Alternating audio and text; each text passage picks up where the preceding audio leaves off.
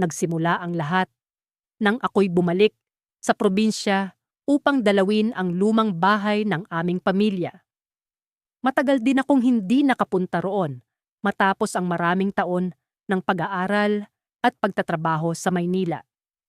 Nang makalapag ako sa bayan, agad kong naramdaman ang kakaibang katahimikan na tila bumabalot sa buong lugar.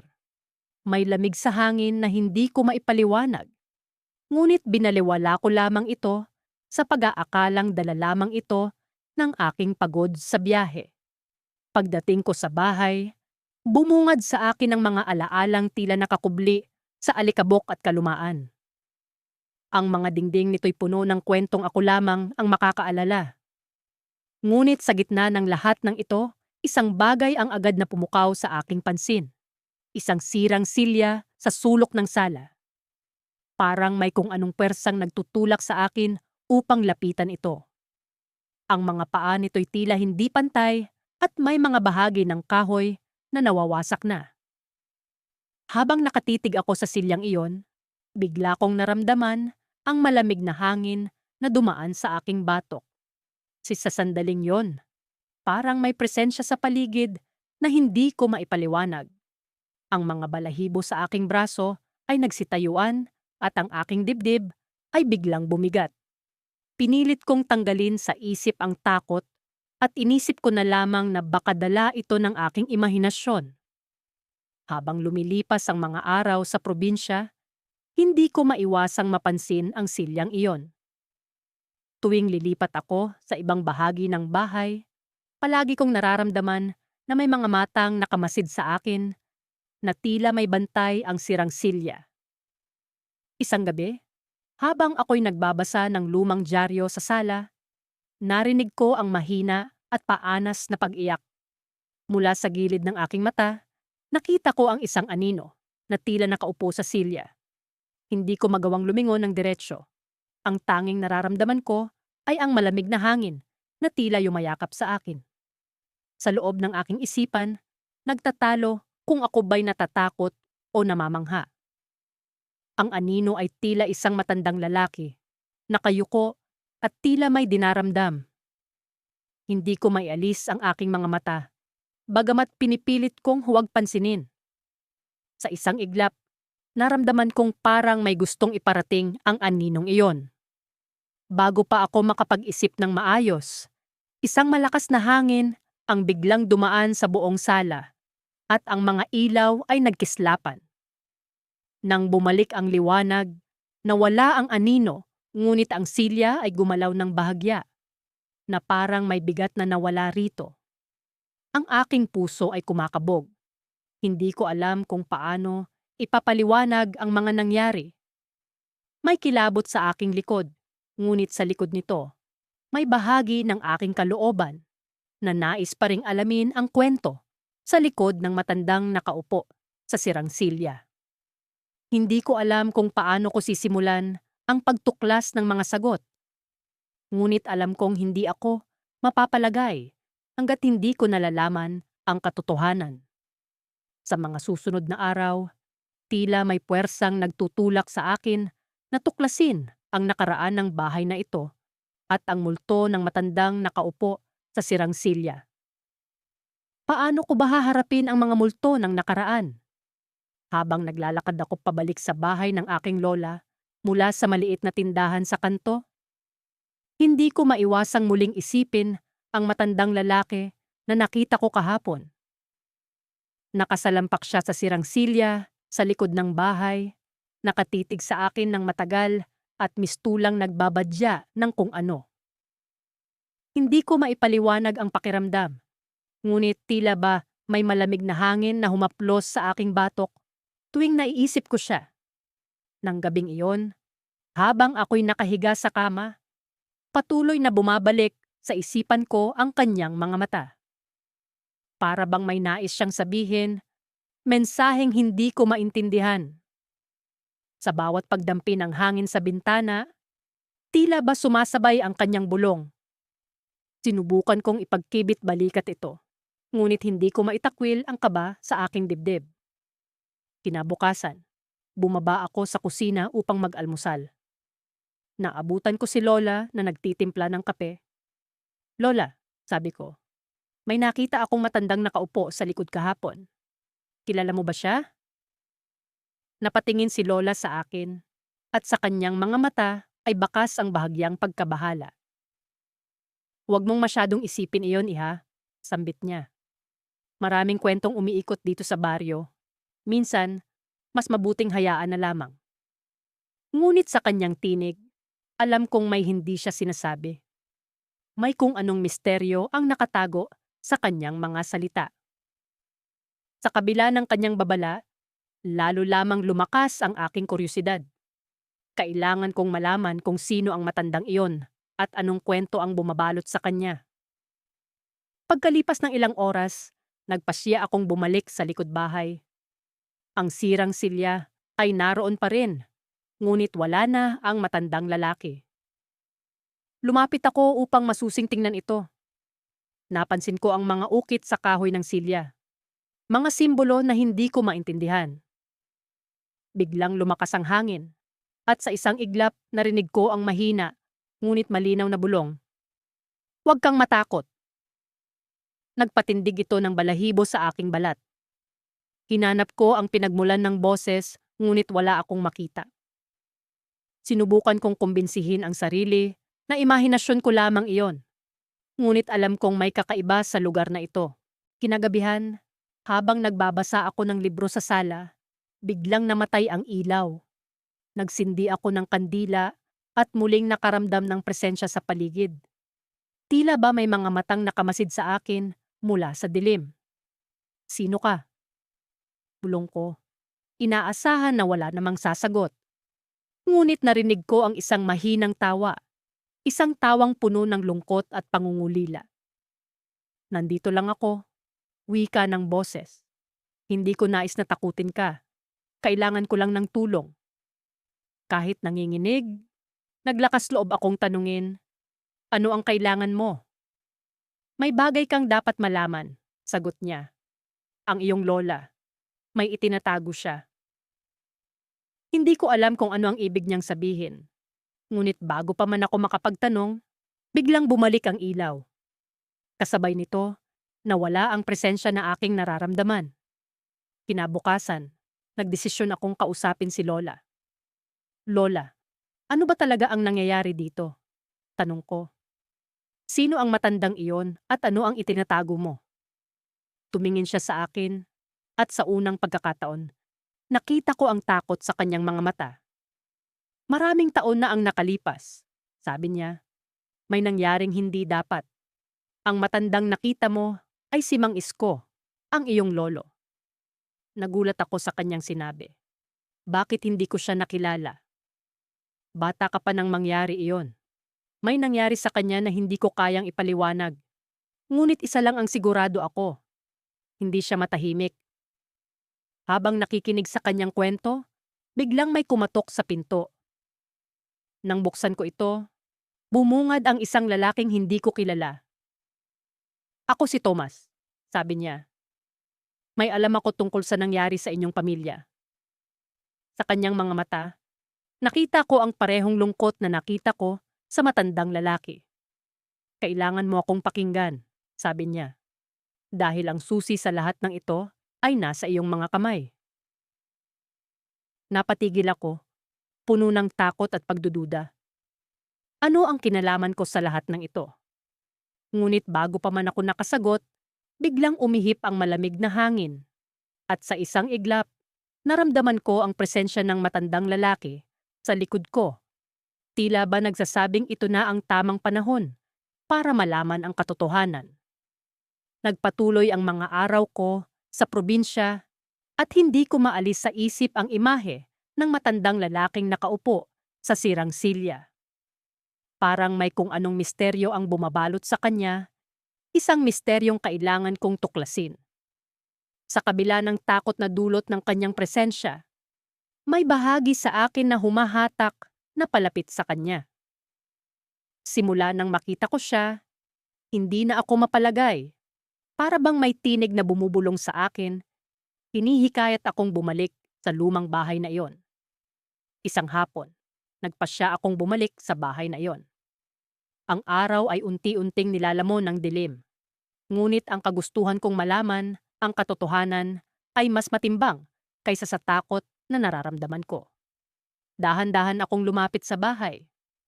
Ang mga yapak ko sa lumang sahig ay naglalabas ng tunog na tila mga alingawngaw ng nakaraan. Sa muli kong pagpasok, nakita kong muli ang sirang silya. Ngunit sa pagkakataong ito, wala roon ang matandang lalaki. Nagpatuloy ako sa pag-iikot sa bahay. Ang bawat sulok ay puno ng alikabok at mga gamit na tila iniwan na ng panahon. Sa isang kwarto, may nakita akong lumang aparador na bahagyang nakabukas. Sa loob nito ay may mga lumang damit na tila pagmamay-ari ng isang lalaki. Habang sinusuri ko ang aparador, may napansin akong maliit na kahon sa ilalim. Ito'y puno ng mga lumang litrato at mga sulat. Isa-isang kong binuksan at binasa ang mga ito, at dito ko nalaman ang kwento ng matandang lalaki. Siya pala ay isang guro noong kanyang kabataan, kilala at iginagalang sa kanilang baryo. Ngunit isang trahedya ang bumalot sa kanyang buhay nang masawi sa isang aksidente ang kanyang pamilya. Mula noon, unti-unti siyang lumayo sa mga tao at piniling manirahan sa lumang bahay na iyon na mag-isa. Ang mga huling sulat niya ay puno ng kalungkutan at hinagpis. Tila nawalan na siya ng pag-asa sa buhay. Habang binabasa ko ang mga sulat, biglang lumamig ang paligid. Pakiramdam ko'y may nakamasid sa akin. Nang lingunin ko ang pinto, naroon siya, ang matandang lalaki. Nakatayo at nakatingin sa akin. Ang kanyang mga mata ay puno ng lungkot at tila nang hihingi ng tulong. Sa halip na takot, awa ang naramdaman ko para sa kanya. Para bang gusto niyang may ipabatid sa akin, isang bagay na hindi niya magawa noong siya'y nabubuhay pa. Lumapit ako sa kanya at sa paglapit ko ay unti-unti siyang naglaho, tila isang usok na dinadala ng hangin. Ngunit bago siya tuluyang mawala, may narinig akong bulong mula sa kanya, "Salamat." Hindi ko alam kung ano ang ibig sabihin nito, ngunit alam kong may koneksyon ang mga litratong hawak ko sa kanyang kaluluwa. Baka ito ang kanyang paraan upang makamit ang kapayapaan. Bago ako umalis ng bahay, naisipan kong mag-iwan ng kandila at magdasal para sa kanyang kaluluwa. Habang ginagawa ko ito, biglang bumukas ang isang bintana at pumasok ang malamig na hangin. Ngunit sa halip na takot, may kung anong kapayapaan ang bumalot sa akin. Pag-uwi ko sa bahay ng tiyahin ko, hindi pa rin maalis sa isip ko ang mga nangyari. Kinaumagahan, nagpasya akong bumalik sa bayan upang magtanong-tanong tungkol sa matandang lalaki. Sa aking pag-ikot, may nakilala akong isang matandang babae na tila kilala siya. Ayon sa kanya, ang pangalan ng lalaki ay Mang Berto at isang urban legend sa baryo ang tungkol sa kanyang pagkawala. Ayon sa kwento, bago siya tuluyang nawala, may iniwang lihim si Mang Berto, isang bagay na hanggang ngayon ay hindi pa rin natutuklasan. Wala raw nakakaalam kung ano ito, ngunit madalas daw siyang makitang nakaupo sa sirang silya sa lumang bahay. Tila may hinihintay o hinahanap. Maraming beses na rin daw siyang nakita ng ibang tao. Ngunit ako ang kauna-unahang nagkaroon ng lakas ng loob na makipag-ugnayan sa kanya. Sa puntong ito, napagtanto kong ako ang susi para sa kanyang kapayapaan. Ngunit paano? Ano ang kailangan kong gawin upang matuklasan ang kanyang lihim? Habang iniisip ko ito, may ibinigay sa akin ang matandang babae, isang lumang susi na tila matagal nang nakatago. Ito raw ang iniwang gamit ni Mang Berto bago siya nawala, sabi niya. Baka ito ang makakatulong sa'yo. Hawak ang susi, bumalik ako sa lumang bahay. Ngunit sa pagpasok ko, may kakaibang presensya akong naramdaman. Isang bagay na mas malakas at mas nakakatakot kaysa sa dati. Parang may hindi ako nagustuhan sa pagbabalik ko. Habang iniikot ko ang susi sa kandado ng isang lumang kahon na noon ko lang napansin sa ilalim ng lumang mesa, biglang nagbago ang ihip ng hangin. Naramdaman kong may mas mabigat na misteryo ang bumabalot sa lugar na iyon. Isang misteryong maaaring hindi ko dapat inusisa. Pagkatapos ng ilang araw na pananatili ko sa probinsya, unti-unti kong naramdaman ang paghingi ng tulong ng lugar na ito. May kung anong misteryo na nakatago sa likod ng bawat sulok at bawat bulong ng hangin sa gabi. Ngunit sa kabila ng lahat ng ito, ang pinakamatinding gumugulo sa isip ko ay ang matandang lalaking madalas kong nakikita sa sirang silya sa gilid ng aming lumang bahay. Noong una, inakala kong bunga lamang ito ng aking imahinasyon. Baka nga dalalakda lang ng pagod at ng bagong kapaligiran. Ngunit sa paglipas ng mga araw, hindi ko maikakaila ang kanyang presensya. Nakaupo siya roon, nakamasid. Tila ba may gustong iparating? Ang kanyang mga mata ay tila mga bintana ng nakaraan, puno ng kwento at kasaysayan na hindi ko mabasa. Isang gabi, nagpasya akong lumabas at kausapin ang matanda. Hindi ko na kayang tiisin ang bigat ng kanyang mga mata sa akin. Baka sakaling masagot niya ang mga tanong na bumabagabag sa akin. Lumabas ako ng bahay dala ang isang maliit na lampara upang masilayan ang daan. Ang paligid ay tahimik. Ang tanging ingay ay ang pagkaluskos ng mga dahon sa ilalim ng aking mga paa. Nang makalapit ako sa kanya, hindi siya gumalaw. Nakaupo pa rin siya sa kanyang sirang silya, ngunit ngayong malapit na ako, kitang-kita ko ang mga detalyeng dati hindi ko napapansin. Ang kanyang damit ay luma at kupas. Ang kanyang balat ay parang papel na manipis. Ngunit ang kanyang mga mata, ang mga ito ay puno ng emosyon. Nag-ipon ako ng lakas ng loob at nagtanong, "Sino po kayo?" Ngunit walang tugon. Tumitig lamang siya sa akin, ngunit tila may kung anong bumubulong sa aking isipan. Mga salitang hindi ko maintindihan, ngunit ramdam ko ang damdamin ng pagmamakaawa. Naisip ko, baka kailangan niyang marinig ang kanyang sariling pangalan. Baka ang pagkilala sa kanya ang susi upang mapalaya siya. "Anong pangalan niyo?" Muli kong tanong. Umaasang makuha ang kahit anong reaksyon mula sa kanya. Isang malamig na hangin ang dumaan, at sa sandaling iyon, parang may bumulong sa aking tenga. "Ramon," bulong ng hangin, o baka ng aking isipan lamang. Hindi ko sigurado, ngunit isang bagay ang tiyak. Isang pangalan ang dumantay sa aking isipan. "Ramon," ulit ko, at sa sandaling iyon, sumilay ang ngiti sa labi ng matanda. Isang ngiting puno ng pasasalamat at kalungkutan. Sa wakas, parang nagkaintindihan kami kahit walang salitang lumalabas sa kanyang bibig. Ngunit bago pa man ako makapagtanong muli, bigla siyang nawala, parang usok na tinangay ng hangin. Naiwan akong nag-iisa sa ilalim ng buwan, ang lampara ko'y tila hindi na sapat upang pawiin ang dilim ng gabi.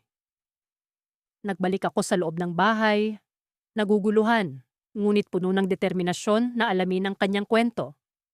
Kinabukasan, nagtanong-tanong ako sa mga matatanda sa baryo. Sabi nila, si Ramon ay isa sa mga unang nanirahan sa aming bahay. Mayaman ang kanyang pamilya, ngunit sa hindi malamang kadahilanan, nawala ang lahat sa kanila. Natagpuan siyang patay sa kanyang silya. Ang silyang iyon na ngayon ay sirang-sira na. Naramdaman ko ang bigat ng kanyang kwento. Ang kanyang kaluluwa ay tila hindi mapanatag. Siguro'y may hindi pa siya natatapos na gawain, o baka naman may nais siyang iparating. Ngunit ano? Ano ang kanyang nais? Habang iniisip ko ang mga bagay na ito, isang liham ang dumating sa aking pinto. Isang lumang sobre na tila bagaling pa sa mga nakaraang dekada. Walang pangalan, walang address. Binuksan ko ito at natagpuan ang isang lumang litrato. Nasa litrato si Ramon, kasama ang isang batang babae na kamukhang kamukha ko. Hindi ako makapaniwala. Sino ang batang ito? Bakit kami magkamukha? Napuno ng mga tanong ang aking isipan, ngunit isang bagay ang malinaw. Kailangan kong alamin ang koneksyon ko kay Ramon at sa dulo ng liham, may nakasulat na isang mensahe. Hanapin mo ang katotohanan bago pa mahuli ang lahat. Nanginginig ang aking mga kamay habang hawak ko ang mensahe. Sa sandaling iyon, naramdaman ko ang malamig na hangin na dumampi muli sa akin. At sa pagkakataong ito, alam kong si Ramon iyon. Hindi pa tapos ang kanyang kwento at tila ba ako ang susi sa kanyang katahimikan. Ngunit paano? At bakit ako? Ang mga tanong na ito ang nag-iwan sa akin ng kaba at pag-asam. May isang kakaibang takot na bumabalot sa akin, ngunit sa likod nito, may pag-asa na baka sa pagtatapos ng lahat ng ito, hindi lamang si Ramon ang mapapanatag, kundi pati na rin ako. Noong gabing iyon, matapos ang isang araw na puno ng mahiwagang pangyayari, hindi ko pa rin magawang alisin sa isipan ang imahen ng matandang lalaki. Ang kanyang anyo ay tila nakaukit na sa aking diwa. Nakaupo sa sirang silya, nakamasid, tila nagmamasid at nag-aabang. Ang kanyang malamlam na mga mata ay may kakaibang sinag na nagdudulot ng kilabot sa aking kalamnan. Hindi ko maipaliwanag, ngunit parang may sinasabi ang kanyang katahimikan. Mga salitang hindi ko marinig, ngunit dama ko sa kaibuturan ng aking puso. Mag-aalas 12 na ng gabi, ngunit gising pa rin ako, nakahiga sa lumang kama sa kwarto ng lola ko. Ang bawat kaluskos, bawat pagaspas ng mga puno sa labas ay tila mga bulong ng mga kaluluwang ligaw. Hindi ko maialis ang pakiramdam na may presensyang nakapaligid sa akin, nagmamasid sa bawat galaw ko. Huminga ako ng malalim, sinusubukang kalmahin ang aking sarili. Imahinasyon mo lang yan, bulong ko. Ngunit kahit anong pilit kong kumbinsihin ang sarili, hindi ko pa rin mapigilan ang pag-usbong ng takot. Bigla kong naalala ang kwento ni Lola tungkol sa bahay na ito. Isang lumang tahanan na puno ng mga alaala, ngunit may itinatagong lihim. Sinabi niya na noon, may isang matandang lalaki na dating nanirahan dito. Isang matandang mahilig umupo sa kanyang silya sa tabi ng bintana. Nagmamasid sa mga taong dumaraan. Ngunit isang araw, basta na lang siyang nawala.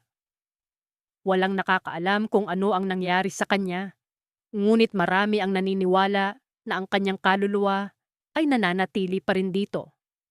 Naghahanap ng hustisya o kasagutan.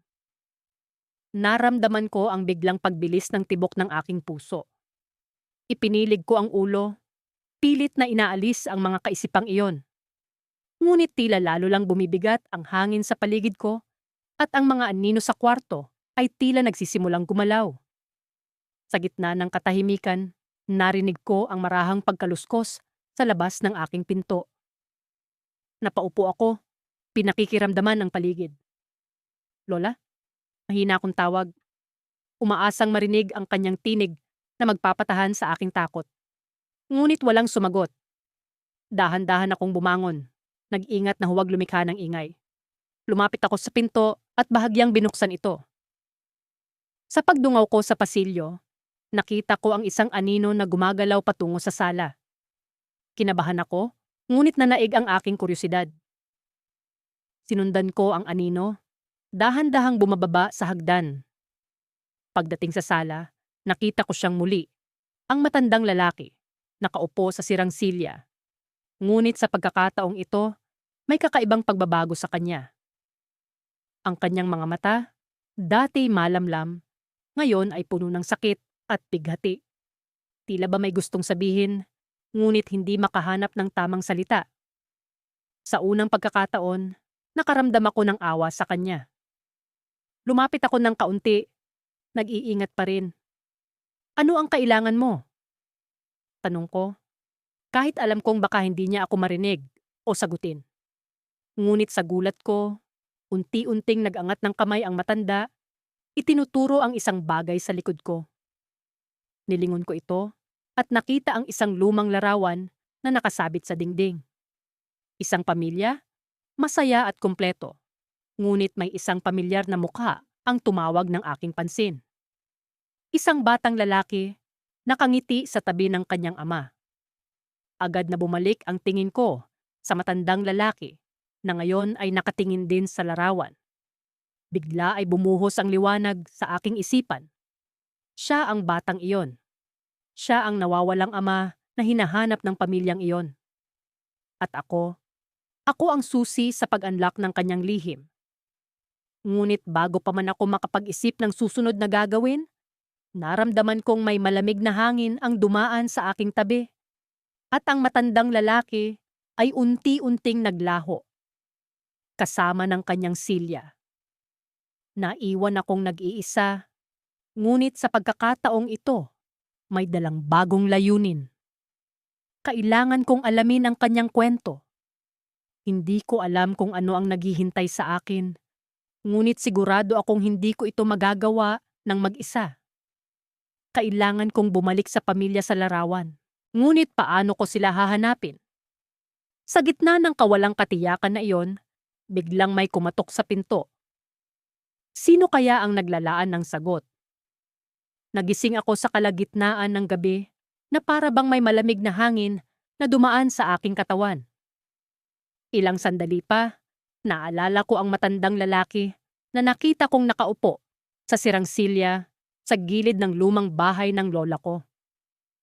Hindi ko maalis sa isipan ang kanyang mga mata. Tila ba may gustong sabihin, ngunit hindi makapagsalita. Habang nakahiga sa kama, pilit kong inalala ang mga detalye ng kanyang hitsura. Ang kanyang damit ay tila mula pa sa ibang panahon, parang hindi na uso. Ang kanyang mga mata ay puno ng kalungkutan at kahit na hindi siya gumagalaw, ramdam ko ang bigat ng kanyang presensya. Ang dilim ng kwarto ay tila bumabalot sa akin at ako'y biglang nagdesisyon na kailangan kong malaman kung sino siya at ano ang kanyang gustong iparating. Kinabukasan, nagpasya akong tanungin si Lola tungkol sa kwento ng bahay na yon. Nagluto siya ng almusal nang abutan ko siya sa kusina. Lola, may kilala ka bang matandang na lalaki na maaaring nakatira dati sa lumang bahay diyan sa likod? Tanong ko habang sinasandok ang mainit na kape. Napatigil siya sa ginagawa at nakita kong tila ba nag-iba ang kanyang ekspresyon. Bakit mo naman natanong iyan, apo? Tanong niya, sabay tingin sa akin ng may halong pag-aalala. Nakita ko po siya kagabi. Nakaupo siya sa sirang silya. Hindi ko maipaliwanag, pero parang kailangan ko siyang makilala, sagot ko. Nagbuntong hininga si Lola bago nagsalita. May kwento tungkol sa matandang lalaki na yan. Ang sabi-sabi, siya raw ay si Mang Ben, na dating may-ari ng bahay na iyon. Matagal na siyang patay, pero marami ang nagkukwento na nagmumulto siya sa lugar na ito. Kinilabutan ako sa aking narinig. Bakit po siya nagmumulto? Tanong ko, habang pilit na pinapakalma ang aking sarili. May hindi natapos na kwento si Mang Ben. May nawawala raw na bagay na hindi niya natagpuan bago siya binawian ng buhay. Hanggang ngayon, hindi pa rin alam ng mga tao kung ano yon. Pero ang sabi, hindi siya matahimik hanggat hindi iyon natatagpuan, paliwanag ni Lola. Hindi ko alam kung bakit, pero may naramdaman akong koneksyon kay Mang Ben. Parang ako ang dapat tumulong sa kanya upang matapos ang kanyang kwento. Kaya't nagdesisyon akong bumalik sa lumang bahay at subukang makahanap ng mga palatandaan. Pagdating ko doon, ramdam ko agad ang bigat ng hangin. Tila ba may mga matang nakamased sa akin. Naglibot ako sa loob ng bahay, sinikap na hanapin ang anumang pahiwatig. Sa bawat hakbang, naririnig ko ang lumang sahig na nag-aalangan sa bigat ng aking mga paa. Habang nag-iinspeksyon sa bawat sulok, napansin ko ang isang lumang larawan na nakasabit sa pader. Nakasulat sa likod nito ang pangalan ng isang babae, Elena. Ang pangalan ay tila pamilyar, ngunit hindi ko maalala kung saan ko ito narinig.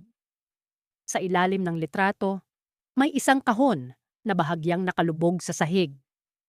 Kiniliti ng kuryosidad ang aking isip at agad ko itong binuksan. Sa loob ng kahon, may mga lumang sulat. Isa-isa kong binasa ang mga ito at unti-unting nabuo sa aking isipan ang kwento ni Mang Ben. Ang mga sulat ay para kay Elena, isang babaeng mahal niya, ngunit naglaho na lang na parang bula. Sa huling sulat, naramdaman ko ang kanyang dalamhati at pag-asa na balang araw ay muling magkikita sila. Biglang bumukas ang bintana at pumasok ang malakas na hangin. Ang mga sulat ay nagliparan sa paligid ko at sa kanilang pag-ikot, may isang bagay na nahulog mula sa isang sobre. Isang piraso ng lumang singsing. Ang singsing na ito marahil ang nawawala kay Mang Ben. Ang bagay na pumipigil sa kanyang katahimikan. Ngunit bago ko pa man maisoli ang singsing sa kanyang lugar, biglang bumukas ang pinto sa likuran ko. Ang matandang lalaki, si Mang Ben, ay naroon na muli, nakatingin sa akin. Ngunit sa pagkakataong ito, kasabay ng kanyang kalungkutan ay ang isang ngiti sa kanyang labi. Nang biglang, narinig ko ang isang boses mula sa likod ko. Hindi mo siya maitutulong, sabi ng boses na malamig at puno ng galit. Sa paglingon ko, nakita ko ang anino ng isa pang tao sa dilim. At sa aking puso ay naramdaman ko ang kilabot ng tunay na panganib. Sa mga sandaling iyon, naisip ko na hindi lang si Mang Ben ang narito, kundi may iba pang nilalang na ayaw niyang makamit ang kanyang kapayapaan. At dito nagsimula ang panibagong bahagi nang hindi ko pa natutuklasan, isang mas malalim na misteryo na kailangan kong harapin. Habang patuloy akong naglalakad papunta sa lumang bahay ng aking lola, hindi ko maialis sa aking isipan ang imahe ng matandang nakaupo sa sirang silya. Ang kanyang mga mata ay tila ba nakatanaw sa kawalan, ngunit sa isang bahagi ng aking puso, ramdam kong alam niya na naroon ako. Kinilabutan ako sa malamig na simoy ng hangin na dumampi sa aking balat. Parang may bumulong sa akin, isang malamig at nakakatakot na bulong na naguudyok na bumalik na lamang sa aking pinanggalingan. Ngunit may kung anong puwersa ang nagtutulak sa akin na ipagpatuloy ang aking paglalakbay. Marahil ito'y dala ng aking likas na kuryosidad o ang hindi maipaliwanag na koneksyon sa lugar na ito. Ang bahay ng aking lola ay palaging puno ng mga alaala. Subalit, mula nang mamatay siya, tila ba nag-iba ang atmosfera nito. Para bang may nakatira pa rin sa mga anino ng lumang bahay. Habang binabaybay ko ang madamong daan, may naririnig akong mga yabag sa likod ko. Ngunit tuwing lilingon ako, tanging ang madilim na kakahuyan lamang ang bumabati sa akin. Siguro'y imahinasyon ko lang, bulong ko sa sarili. Subalit hindi nito napawi ang kaba sa aking dibdib. Pagdating ko sa bahay, agad akong sinalubong ng malamig na simoy mula sa loob. Ang mga bintana ay nakabukas, tila ba may puwersang naglalagos mula sa loob palabas. Sa pagpasok ko, napansin ko ang isang piraso ng papel na nakapatong sa lumang mesa sa sala. May sulat ito, isang liham na tila kay tagal nang isinulat. Ang tinta ay halos kumupas na, ngunit nababasa ko pa rin ang mga letra. Para sa susunod na makakakita ng aking anyo, ang bungad ng liham, huwag kang matakot. Hindi kita sinasaktan. Naghihintay lang ako ng kasagutan. Nagpatuloy ang liham sa pagsasalaysay ng kanyang kwento, isang lalaking nakatali sa kanyang nakaraan, hindi makaalis sa mundo dahil sa isang kasalanang hindi niya sinasadyang nagawa. Habang binabasa ko ang mga salitang iyon, unti-unti kong naramdaman ang kanyang presensya sa paligid. Parang may hangin na dumaan sa tabi ko at sa gilid ng aking mata, nakita ko siyang muli. Ang matandang lalaki, nakatayo ngayon, nakatingin sa akin. Anong kasalanan? Tanong ko. Kahit na parang wala namang makakarinig sa akin. Sa isang iglap, parang bumalik sa nakaraan ng lahat. Ang sala ay biglang napuno ng mga imahe ng isang pamilyang nagtitipon, ng mga tawanan at ng isang trahedyang bumalot sa kanila. Nakita ko ang matandang lalaki, mas bata pa, kasama ang kanyang asawa at mga anak. Ngunit ang saya ay napalitan ng lungkot at pighati ng isang sunog ang sumiklab. Kinitil ang buhay ng kanyang pamilya. Ikaw ba ang dahilan ng sunog? Tanong ko, kahit hindi ko alam kung bakit ako nagtatanong. Tumango siya at sa kanyang mga mata, nakita ko ang bigat ng kanyang damdamin. Isang aksidente, isang pagkakakuryente na nagdulot ng malaking trahedya. Hindi niya ito sinasadya, subalit ang konsensya niya ang nagkulong sa kanya sa lumang bahay na ito. Ano ang kasagutan na hinahanap mo? Tanong ko muli. Biglang nagbago ang anyo ng paligid. Ang bahay ay bumalik sa kasalukuyan at ako'y nag-iisa na lamang muli. Nag-iwan lamang siya ng isang bulong. Patawarin mo ako. Sa puntong iyon, naintindihan ko ang kanyang kailangan. Hindi siya makaalis sa kanyang kinatatayuan dahil sa bigat ng kanyang kasalanan. Kailangan niya ng kapatawaran mula sa kanyang sarili at mula sa mga naiwan niya. Ngunit paano ko siya matutulungan? Nang biglang bumukas ang pinto sa likod ko, bumungad ang aking kapatid, na halata ring gulat sa kanyang nakita. Bakit ka nandito? Tanong niya, nanginginig ang boses. Bakit? May problema ba? Sagot ko, nagtataka sa kanyang reaksyon. Hindi siya sumagot. Sa halip naglabas siya ng isang lumang larawan mula sa kanyang bulsa, larawan ng aming pamilya sa harap ng bahay ng lola. Sa likod ng larawan ay may nakasulat na, "Sana'y hindi kita iniwan sa ganitong kalagayan." At sa isang iglap, ang lahat ay nagbago. Ang larawan, ang liham, at ang matandang lalaki. Lahat sila'y bahagi ng isang mas malalim na misteryo na nag-uugnay sa aming pamilya sa lugar na ito. Ngunit bago ko pa man masagot ang mga tanong sa aking isipan, may narinig akong malakas na kalabog mula sa itaas. Parang may isang piraso ng kisame ang bumagsak. At sa aking pag-angat ng tingin, nakita ko ang anino ng matandang lalaki. Nakatayo sa itaas, muling nakatingin sa akin. Ngunit sa pagkakataong ito, hindi na siya nag-iisa. May mga anino pa siyang kasama, pamilyar ang kanilang mga anyo. At sa kanilang mga mata, nakita ko ang isang bagay na hindi ko inaasahan, isang paanyaya. Isang paanyaya na tuklasin pa ang mas masalimuot na kwento ng aming pamilya. At doon, sa gitna ng anino ng nakaraan, alam kong hindi pa ito ang wakas. Sa aking pagbabalik sa probinsya, hindi ko inasahan ang mga susunod na mangyayari. Ang di maipaliwanag na takot ay tila bumabalot sa akin sa bawat hakbang ko patungo sa lumang bahay. Ang mga dingding nito ay puno ng lumot at ang mga bintana ay tila hindi na nakaranas ng liwanag. Ngunit sa kabila ng lahat ng ito, may kakaibang puwersa na humihila sa akin pabalik sa lugar na iyon. Isang gabi, habang ang mga bituin ay tila mga matang nagmamasid mula sa langit, naramdaman kong may kakaiba sa aking paligid. Ang malamig na simoy ng hangin ay tila may dalang bulong mula sa nakaraan. Lumabas ako ng bahay at tinungo ang likod bahay kung saan naroon ang sirang silya, ang silyang lagi kong nakikitang inuupuan ng matandang lalaki sa aking mga panaginip.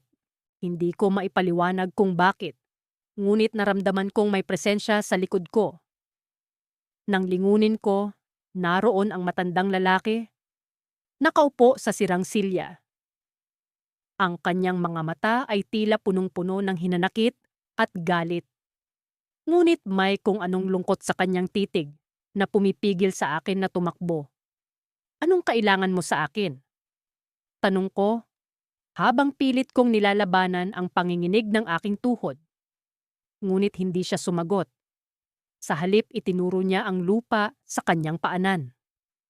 Nanginginig kong sinundan ang direksyon ng kanyang daliri at laking gulat ko nang makakita ako ng isang lumang kahon na bahagyang nakabaon sa lupa.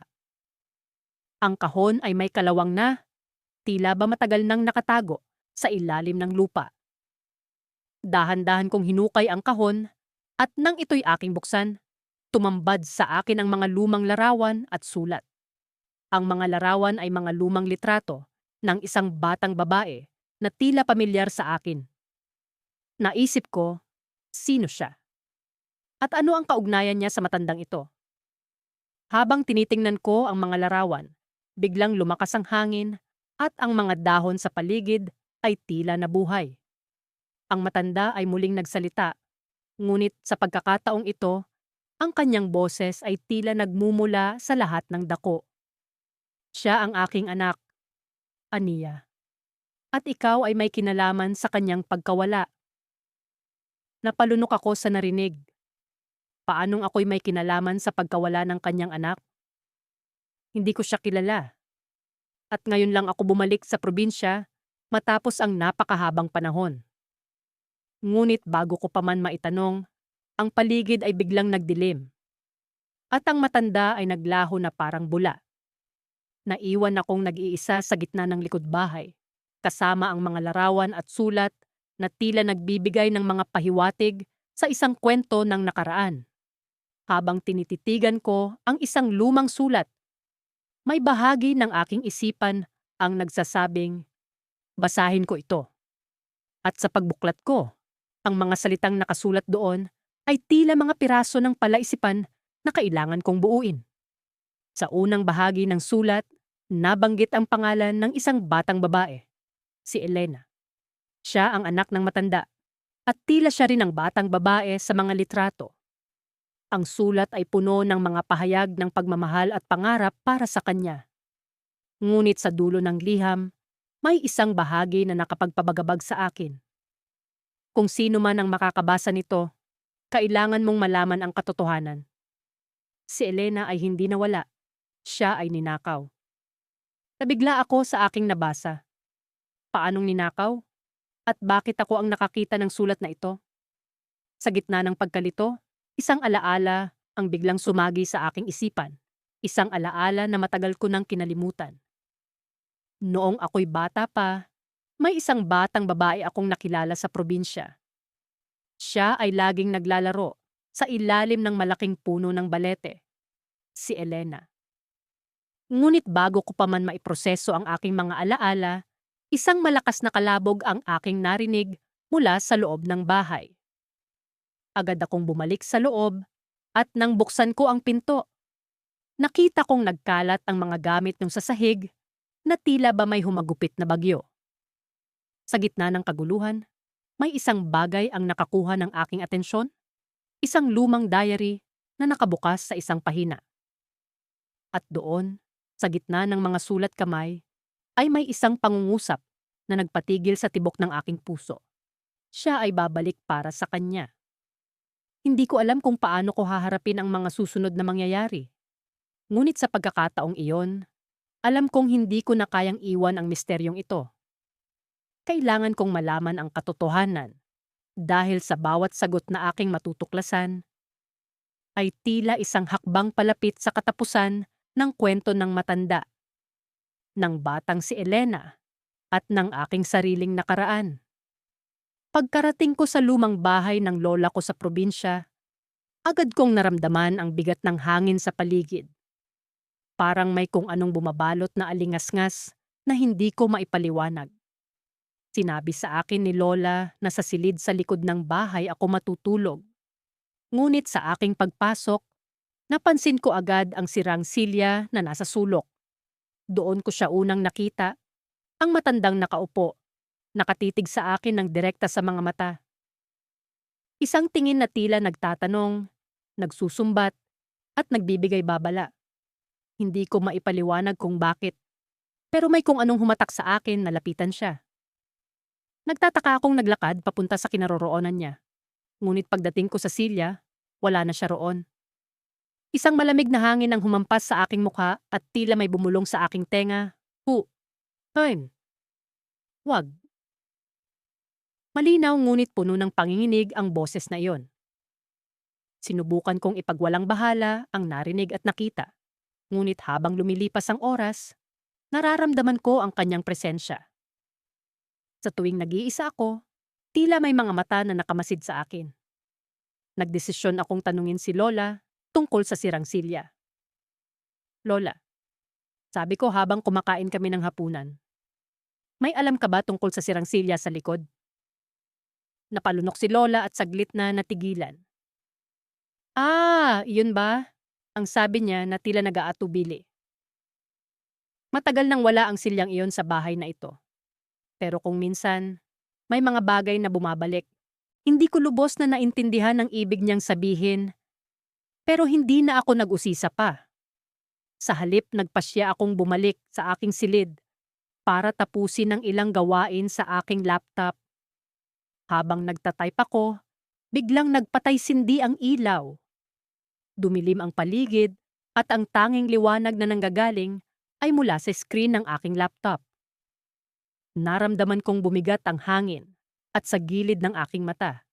Nakita ko siyang muli, ang matanda. Ngayon, mas malapit na siya sa akin. Nakatayo na sa tabi ng aking kama, tila may nais sabihin. Napatigil ako. Ang puso ko'y bumilis ang pagtibok. Ano ang kailangan mo? Bulong ko, ngunit hindi siya sumagot. Sa halip itinuro niya ang sahig. Nang sundan ko ang direksyon ng kanyang daliri, nakita ko ang mga bakas ng paa sa alikabok. Mga bakas na naglalakad papunta sa ilalim ng kama. Dahan-dahan akong lumuhod upang sumilip sa ilalim ng kama. At sa aking pagkagulat, may nakita akong lumang kahon. Nang buksan ko ito, tumambad sa akin ang mga lumang larawan at sulat. Isa sa mga larawang iyon ay ang matandang nakaupo sa silya, kasama ang batang lalaki sa kanyang tabi. Sa likod ng larawan, may nakasulat na, ang aking huling tagapagmana. Hindi ko maipaliwanag ang kaba at pagtataka na bumalot sa akin. Ano ang koneksyon ko sa matandang ito? Bakit ako ang kanyang huling tagapagmana? Sa paglingon ko muli, wala na ang matanda. Sa halip, naramdaman ko na lang ang pagkakaroon ng katahimikan at isang malamig na yakap ng hangin. Kinabukasan, sinubukan kong kalimutan ang mga pangyayari. Ngunit habang naglalakad ako sa bayan, isang matandang babae ang lumapit sa akin. Ikaw ang bagong tagapagmana, aniya. Kailangan mong malaman ang kwento ng nakaraan. Ikaw lang ang makakalutas ng sumpa. Sumpa? Tanong ko sa kanya. Ngunit bigla siyang umalis nang hindi na nagbigay ng karagdagang paliwanag. Lalo lang nadagdagan ang aking katanungan at pag-aalala. Ano ang sumpa na sinasabi niya? At paano ako nasangkot dito? Sa aking pag-uwi, napansin kong may bagong sulat sa tabi ng kahon. Ang sulat na ito ay hindi lumatulad ng mga nauna. Pagkus ay tila bago lamang isinulat. Huwag kang matakot sa akin, ang nakasaad. Tutulungan kita, pero kailangan mong tuklasin ang nakaraan upang makalaya. Habang binabasa ito, naramdaman kong may malamig na hangin na dumaan sa aking likuran.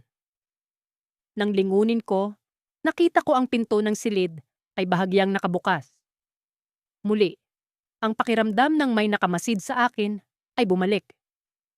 Ngunit ngayon, alam ko na hindi lamang ako basta bisita sa probinsya. Isa akong bahagi ng mas malalim na kwento at kailangan kong malaman ang katotohanan. Ngunit bago ko pa man maisip kung paano ko sisimulan ang pag-usisa, isang malakas na kalabog ang umaling-aungaw mula sa silong ng bahay. Parang may bumagsak na mabigat na bagay. Sa pagkabigla, agad akong bumaba upang tingnan ito. Ang nakita ko ay nagpatayo ng aking balahibo. Ang sirang silyang iyon, ngayon ay nasa gitna ng silong, iniikot-ikot ng hangin na tila may buhay. At sa likod nito, Isang anino ang dahan-dahang lumitaw, pamilyar at nakakatakot.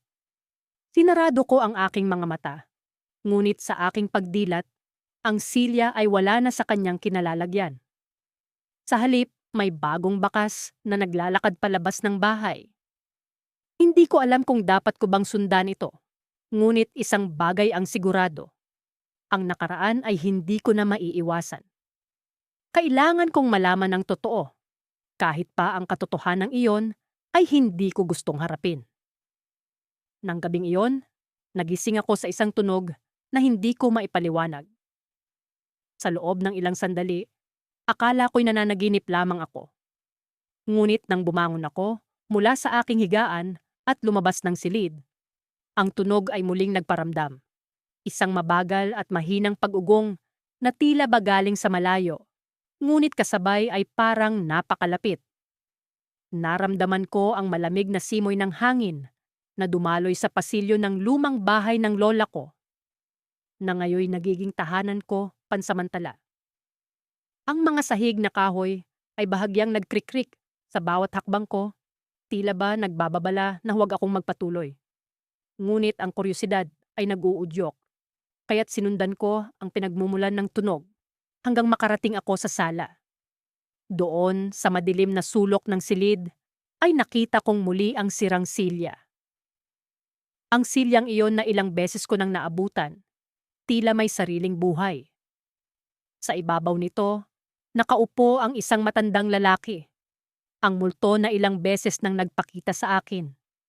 Ang kanyang mga matay, tila may hinahanap, ngunit hindi ko mawari kung ano ito. Sa kanyang presensya, ang hangin ay naging mas mabigat at ang lamig ay lalong bumalot sa akin. Anong kailangan mo sa akin? Tanong ko, pilit na pinatatag ang aking boses kahit na ang aking puso ay mabilis na pumipintig sa kaba. Hindi siya umimik. Sa halip, itinuro niya ang isang bagay sa tabi ng silya, isang lumang kahon na tila ba puno ng alikabok at kalumaan.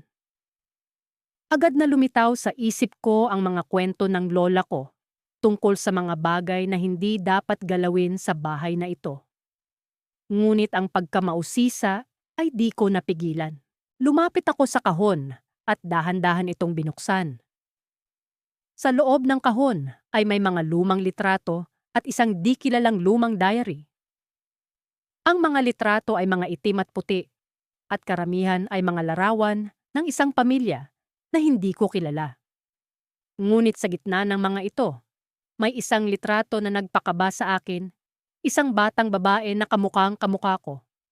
Nakatayo sa tabi ng parehong matandang lalaki na nakaupo ngayon sa sirang silya. Halos bumagsak ang diary mula sa aking mga kamay.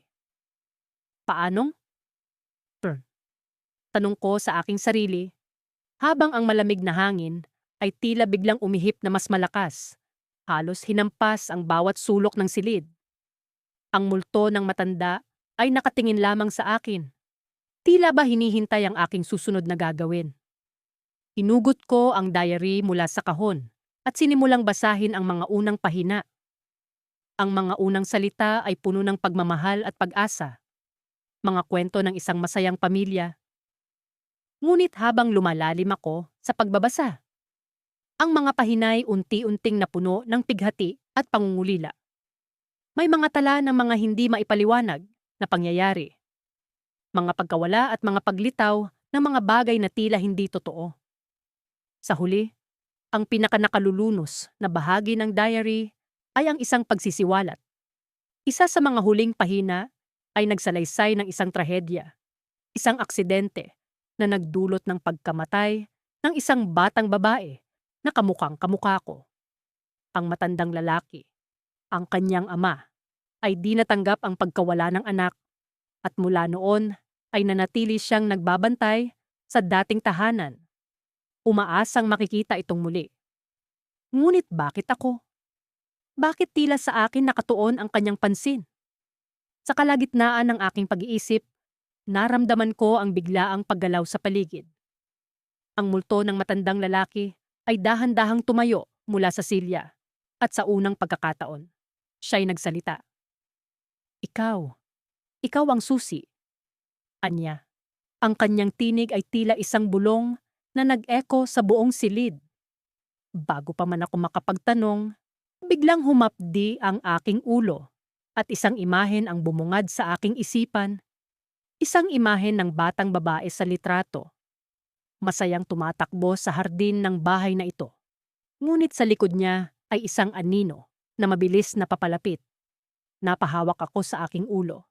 Sinusubukang alisin ang sakit at mga imahen na tila nagtutunggali sa aking isipan. Tumingin ako sa multo ng matanda, ngunit sa halip na matakot, ang naramdaman ko ay isang kakaibang pakikipag-ugnayan, isang koneksyon na hindi ko maipaliwanag. Ngunit bago pa man ako makapagsalita, ang lahat sa paligid ko ay biglang nagdilim at ang tanging narinig ko ay ang mahinang pag-iyak ng matanda. Ang kanyang boses ay naglalaho sa hangin na tila isang alingawngaw. At sa pagdilat ko, ako'y bumalik sa aking higaan. Tila ba lahat ay panaginip lamang? Ngunit sa tabi ng aking kama, ang lumang diary ay naroon pa rin. Isang patunay na may katotohanan sa aking naranasan. Ngunit ang tanong ay nananatili. Ano ang susunod? At bakit ako ang susi? Ang mga araw sa probinsya ay tila bumagal. Ngunit hindi nagbago ang bigat ng pakiramdam ko tuwing bumabalik ako sa malaking bahay. Ang bawat paglakad ko sa lumang hagdanan ay tila may kasamang malamig na hangin na bumabalot sa akin. At ang mga anino sa mga sulok ay parang may sariling buhay. Hindi ko maalis sa isip ko ang matandang lalaking nakita kong nakaupo sa sirang silya sa likod ng bahay noong unang gabi ko rito. Kahit saan ako magpunta, parang palagi ko siyang nararamdaman, nakamasid, nagmamatiyag. Isang gabi, habang ako'y naglalakad sa ilalim ng liwanag ng bilog na buwan, narinig ko ang mahihinang yabag mula sa likod. Binalot ako ng malamig na takot, ngunit pinilit kong hindi magpadala. Sa halip, dahan-dahan akong lumingon at doon ko uli siya nakita. Ang matandang lalaki, nakatayo sa tabi ng sirang silya, nakatitig sa akin. Ang kanyang mga mata ay tila puno ng hinanakit at lungkot, at may kung anong hindi ko maipaliwanag sa kanyang presensya na tila humihigop sa akin papalapit. Anong kailangan mo sa akin? Tanong ko, kahit na alam kong walang kasagutan. Ngunit sa aking pagkabigla, ngumiti siya. Isang ngiting mabigat, puno ng mga lihim at alaala. Sa isang iglap, ang lahat ng nasa paligid ko ay nag-iba. Ang mga puno'y tila naging mga haligi ng isang lumang simbahan, at ang lupay naging marmol. Nasa loob ako ng isang lumang kapilya, at ang matandang lalaki ay nakaupo na ngayon sa isang upuan sa harap. Sa harap niya'y may lumang piano, at ang mga daliri niya'y nagsimulang gumalaw, tumutugtog ng isang malungkot na awit na tila nagmula sa kailaliman ng kanyang kaluluwa. Hindi ko maintindihan ang nangyayari. Ang musika'y tila may sariling buhay, bawat nota'y nagdadala sa akin pabalik sa nakaraan. Nakita ko ang mga imahe ng isang batang babae na tumatakbo sa mga pasilyo ng bahay, masaya at walang muwang. Ang batang babaeng iyon ay ako. Ngunit parang ibang panahon ito, ibang mundo. Siya ang anak ko, wika ng matanda. At sa isang iglap, naintindihan ko na hindi siya basta multo lamang. Siya'y isang ama na nawalan ng anak, isang kaluluwang hindi mapalagay dahil sa pagkawala. Anong nangyari sa kanya? Tanong ko, kahit na natatakot akong malaman ang sagot. Siya'y nawala sa akin, tulad ng pagkamali sa isang nota ng musika. Isang pagkakamali na hindi na maayos. Sagot niya habang patuloy ang pagtugtog. At sa bawat salitang binitiwan niya, ang paligid ay nagbabago. Napuno ng mga bulaklak ang kapilya. At unti-unting naglaho ang mga ito kasabay ng kanyang musika. Sa isang iglap, bumalik ako sa kasalukuyan, sa ilalim ng liwanag ng buwan. Wala na ang kapilya, ngunit ang matanday Naroon pa rin, nagmamasid, naghihintay. Ang kanyang mga matay puno ng pakiusap. At sa kanyang kamay, hawak niya ang isang piraso ng papel. Isang lumang larawan ng isang batang babaeng nakangiti habang nakaupo sa silya. Hanapin mo siya, pakiusap ng matanda. At bago ko pa man makuhang magsalita, naglaho siya, kasabay ng malamig na hangin na bumalot sa akin. Pumasok ako sa bahay, dala ang larawan. Isang larawan ng batang babae na tila ako, ngunit ibang-iba. Sinubukan kong hanapin ang mga sagot sa mga sulok ng bahay, sa mga lumang kwaderno at larawan. Ngunit ang mga sagot ay tila lumulubog sa dilim, hindi mahagilap. Habang tinitingnan kong muli ang larawan, napansin ko ang isang detalye na hindi ko napansin kanina. Sa likod ng larawan, may nakasulat na pangalan. Amelia, ang nakalagay. Isang pangalang hindi pamilyar, ngunit tila napaka-importante. Napapikit ako, pilit inaalala ang mga kwento ng aking pamilya. Sino si Amelia? At bakit tila siya ang susi sa lahat ng ito? Habang bumabalot ang dilim ng gabi, naisip ko na kailangan kong malaman ang katotohanan. Ngunit paano ko haharapin ang mga multo ng nakaraan na tila nakatali sa akin? Sa gitna ng aking pag-iisip, narinig ko ang isang mahina, halos pabulong na tawag mula sa labas ng aking bintana. Amelia! Nagdulot ito ng kilabot sa akin, ngunit sa parehong oras, parang may humatak sa akin palabas. Puno ng kaba at pag-aalinlangan, binuksan ko ang bintana at sumilip sa dilim. At doon, sa ilalim ng liwanag ng buwan, nakita kong muli ang matanda, nakatayo sa tabi ng sirang silya. Ngayon, kasabay niya'y ang imahe ng batang babae mula sa larawan, si Amalia. Habang nakatingin sila sa akin, hindi ko alam kung ano ang susunod na mangyayari. Ngunit alam kong kailangan kong malaman ang kanilang kwento. At doon nagsimula ang tunay kong pakikipagsapalaran sa misteryo ng nakaraan. Isang paglalakbay na hindi ko inaasahan at walang kasiguraduhan kung magbubunga ng kapayapaan o mas maraming katanungan. Noong gabing iyon, ang katahimikan ng lumang bahay na tinitirhan ko ay tila may sariling buhay. Ang bawat paghinga ko ay tila umaalingaw-ngaw sa buong silid, at ang malamig na hangin na pumapasok sa mga bintana ay nagdadala ng kakaibang kilabot sa aking balat. Hindi ko maialis sa isipan ko ang matandang lalaki na nakita ko sa lumang silya sa likod ng bahay kaninang umaga. Bago ako umakyat sa kwarto para magpahinga, nagdesisyon akong bumaba sa kusina para uminom ng tubig. Habang bumababa ako ng hagdan, ang bawat yapak ko ay tila may bumibigat na ingay na para bang may sinusubukang magparamdam sa akin. Hindi ko maiwasang mapatingin sa bintanang patungo sa likod bahay. Ngunit pilit kong iniiwasan ang sarili kong takutin. Nang makabalik na ako sa aking kwarto, sinubukan kong bumalik sa pagtulog. Ngunit sa kabila ng aking pagod, ang imahe ng matandang lalaki ay patuloy na nagpapakita sa aking isipan. Ang kanyang mga mata, malamlam at tila puno ng lihim, ay nagbigay sa akin ng pakiramdam na may gusto siyang iparating. Tila nawalan na ako ng pag-asa na makatulog, kaya't nagpasya akong bumangon muli at mag-usisa sa paligid. Hindi ko alam kung ano ang nagtulak sa akin na gawin ito, ngunit pakiramdam ko'y may kailangan akong malaman. Ang bawat hakbang ko sa madilim na pasilyo ay tila may kasamang mga anino na nagmamasid sa akin. Habang papalapit ako sa lumang silid-aklatan, napansin kong bahagyang nakabukas ang pinto nito. Parang may kung anong puwersa ang nagtulak sa akin na pumasok. Pagpasok ko, nasilayan ko ang mga lumang aklat na masinsing nakalagay sa mga estante. At ang amoy ng alikabok at lumang papel ay bumalot sa akin. Sa gitna ng silid, may nakita akong isang lumang mesa at nakakalat na mga papel. Ang mga ito ay puno ng mga sulat kamay na hindi ko mawari. Habang tinitingnan ko ang mga ito, napansin ko ang isang lumang litrato. Isa itong larawan ng matandang lalaki na nakita ko kanina. Ngunit may kasama siyang isang babae sa litrato na tila pamilyar ang muka, ngunit hindi ko matandaan kung saan ko ito nakita. Nang biglang bumukas ang pinto sa likuran ko, isang malamig na hangin ang pumasok.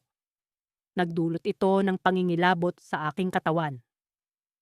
Sa kabila ng takot, nagawa kong lumingon at nakita ko ang isang anino sa pintuan. Hindi ko maipaliwanag, ngunit naramdaman kong ang aninong ito ay pagmamay-ari ng matandang lalaki. Hindi ko alam kung ano ang susunod kong gagawin. Ang mga orasan sa bahay ay tila huminto at ang oras ay tila nawalan ng halaga. Sa gitna ng aking pagkalito, narinig ko ang isang bulong. Isang malumanay na tinig na tila nagmumula sa mismong dingding.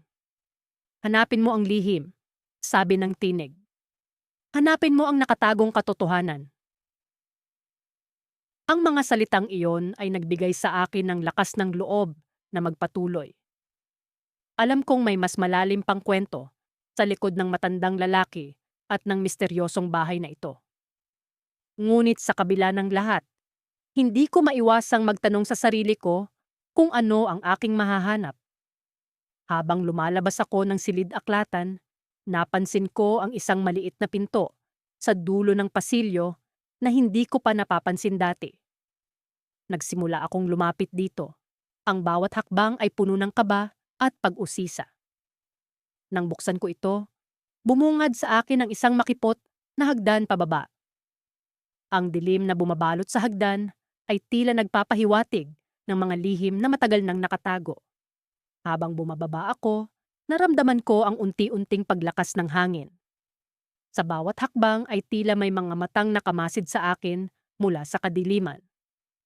Ngunit hindi ko na ito alintana. Alam kong malapit ko nang matuklasan ang katotohanan. Pagdating ko sa dulo ng hagdan, isang maliit na silid ang bumungad sa akin. Sa gitna nito ay may nakatayong lumang silya, katulad ng nakita ko kanina sa likod bahay. Ngunit sa pagkakataong ito, wala nang nakaupo rito. Sa tabi ng silya ay may isang kahon na tila matagal nang hindi nabubuksan. Habang dahan-dahan kong binubuksan ang kahon, narinig kong muli ang tinig. Ikaw ang tagapagligtas ng aming kwento, bulong nito. Ang laman ng kahon ay nagdulot sa akin ng pagkagulat at pagkamangha. Ngunit bago ko pa man maunawaan ang lahat, biglang nagdilim ang paligid. Sa aking pagkamangha, naramdaman ko ang malamig na kamay na humawak sa aking balikat. Sa mga sandaling iyon, napagtanto kong hindi pa tapos ang lahat. Ang tunay na kwento ay nagsisimula pa lamang.